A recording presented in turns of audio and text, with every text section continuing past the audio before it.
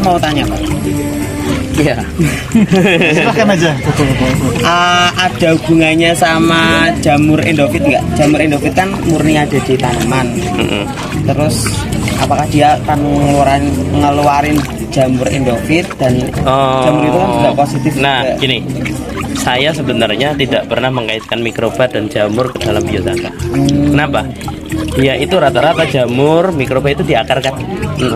Tidak semua tanaman itu bertahan dengan jamur tertentu dan tidak semua tanaman itu bertahan dengan mikroba tertentu. Kenapa saya tidak tujuan risetnya ke sana? Meskipun di tanaman yang tumbuh di lingkungan ekstrim itu punya mikroba khusus yang bagus.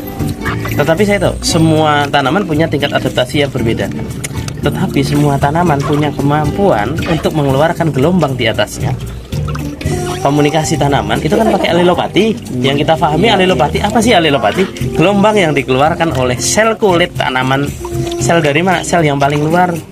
Sel yang paling luar inilah yang mampu untuk mengadaptasikan tanaman itu tetap hidup. Jadi gini, insek sebenarnya bukan solusi. Kenapa? Hama kan terus resisten kan? Tapi pernah nggak ngelihat tanaman pestisida juga dimakan hama? Iya. Pernah uji lab nggak yang dimakan hama sama yang tidak? Coba diuji lab. Lihat doang. Kalau diuji lab kandungan fitokimia sama Bu. Antara yang diserang hama dan yang tidak. Itu fitokimia tanaman yang pestisida yang dimakan hama dan tidak sama.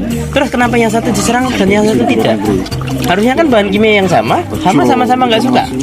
Gitu. Tapi kok, nah ternyata identifikasi saya, kenapa hama tertarik? Hama itu ternyata nggak punya lidah. Hama itu nggak bisa ngerasain, oh ini kurang garam, ini kurang gula, gitu nggak bisa. Emang nggak bisa ngerasakan manis, asin, kecut, pahit itu nggak. Hama itu akan datang kemanapun sumbernya, dimanapun tempatnya, asal ada gelombang yang terdeteksi oleh radar sayap, radar antena atau radar yang ada di matanya, dia nggak melihat jarak dekat, iya dia melihat, tapi jarak jauh dia nggak melihat. Ada gelombang yang ditangkap oleh radar itu.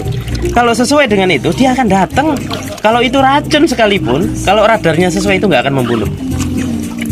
Hama yang sudah resistensi, ulat misalnya sudah resisten, dicemplungkan ke dalam pestisida, nggak mati toh, tetap hidup. Santuy.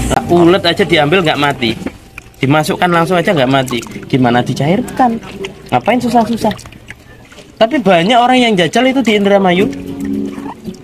Ini obatnya palsu, dicicipi beneran, mati orangnya.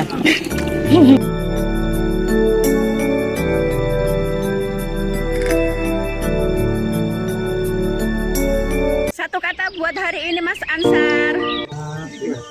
Jangan ragu dengan biosaka. Biosaka bukan milik saya. Biosaka adalah milik seluruh petani Indonesia, terutama generasi milenial yang akan menghadapi pertanian masa depan Indonesia. Amin.